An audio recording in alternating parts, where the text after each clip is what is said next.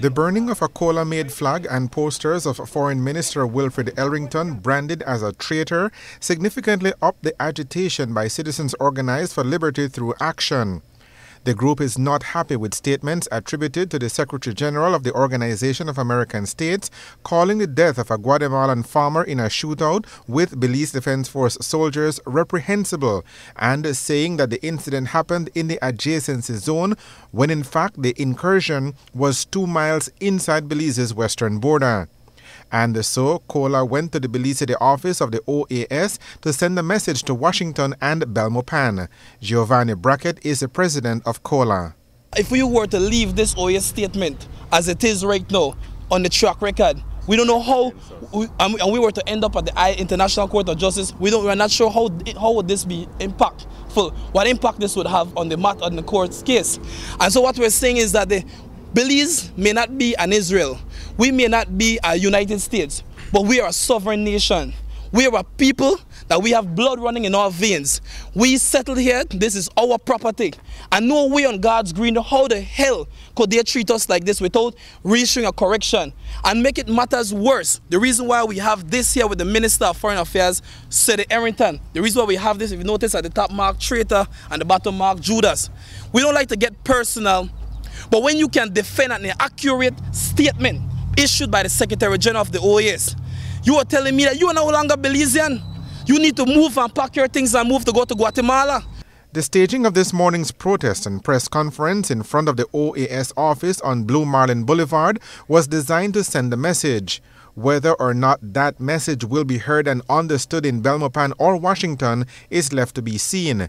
But the Secretary of COLA, Gilroy Usher Jr., says there is no doubt that the OAS got it wrong and they must be held accountable for this gross diplomatic blunder. We have to make it absolutely clear that our national sovereignty should not be taken for granted. And for the organization OAS to issue such a misstatement about what actually took place in our BDF patrol defending our borders, I think that it's of grave disrespect to the people of Belize, and I think that it is important that they correct the statement in order to show, especially the foreign minister, in order to show that in Belize we take our national sovereignty serious. We cannot let a misstatement like that travel across the internet, across international news without any rebuttal. Because in that sense, silence means consent. We don't want to send that type of message. Do you believe that you'll get a favorable response from either the OAS or Minister Elrington's office? Well, I don't anticipate any response from them, because if they wanted to give a response, they would have given one long ago. Maybe under this pressure brought on by COLA, maybe that changes their perception, maybe that brings public pressure, and perhaps maybe they make a correction, yes. Failing to make the appropriate correction, according to COLA, would set a bad precedent which could come back to haunt Belize, especially with the impending decision on whether or not to take the unfounded Guatemalan claim to Belize to the International Court of Justice. We're not going to no ICJ if we left up to COLA. We're not going to no ICJ because we don't see the OAS, don't have partiality towards Guatemala. It's evident. The only way they could try to defend that issue a statement, a correction, a retractment, and an apology to Belize. Because Belize is no simple nation here. As far as we concerned, we're a first world nation. That's how we think, that's how we see for ourselves. Our COLA not depend on that. What do you hope to achieve by standing up in front of the OAS office this morning? What we hope to achieve is hope that they would have some sense of conscience to understand that there are people in Belize who are unhappy with their statement. That's the first thing. And if we see that they refuse out of arrogance to issue a statement of correction, then it tells me that maybe we need to remove this office from here. Strong words from a small organization, but if their symbolism is a show of their resolve, then the OAS is facing some major opposition in Belize. Because then we have to show that we absolutely condemn the stance of the OAS, and we certainly will not tolerate that type of action at COLA. The point man on national security for COLA, Murphy McLaren, says Belize's national security is being put at risk by these border incursions and they must be stopped immediately. From the day of the compromise, I had said, and I said it openly and publicly, it's a betrayal of the people. Now we are in a situation where our country is being approached by the enemy. Our BDF soldiers are doing what we pay them to do. What they are trained to do is to defend the boundaries and borders. And we have elements, I call elements of infiltration, that is saying to us that we are not carrying out what is right within our borders. I think that the OAS must understand that we as Belizeans, we are prepared to defend our nation by any means necessary.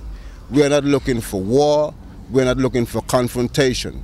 But it is impossible for us to sit back as a people, as a country, as a nation, and watch this betrayal continuing to happen with border skirmishes between Guatemalans and Belizeans. And at the end of the day, the Belizeans are paying the higher price in damages.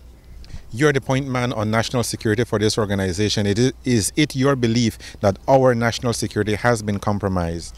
Our national security has long been compromised from the first time they began giving Guatemalans citizenship of this nation. It's been compromised from that time. When they come to Belize, any one of these diplomats come to Belize, they enjoy our blue waters and they enjoy our scenery. And as soon as Guatemala says something, they run for take their side. No, that cannot any longer be the case. We cannot be the ones who are always compromising our situation, always giving or ceding. We have to now take a stand that we have to demand from whether it's OAS or the United Nations or any international entity, because it starts first here in the mental, how you view yourselves. If you want to view yourself as a third world country, then any crop could be pushed down your throat. But we at Cola, we don't view ourselves as no third world country or a developing nation. We are a nation, and we expect to be treated as equally as anybody else. But the OAS continue to show favors. Look at the amount of encouragement. Now the guys, not only are they extracting our chateau, our timber, but now our gold, and at the same time destroying the reef. My goodness, how much more can we take? And the river, they have completely altered the river. While the Cola-made flag and posters burned in the driveway, inside the OAS office, work continued uninterrupted. Reporting for Love News, I am Patrick Jones.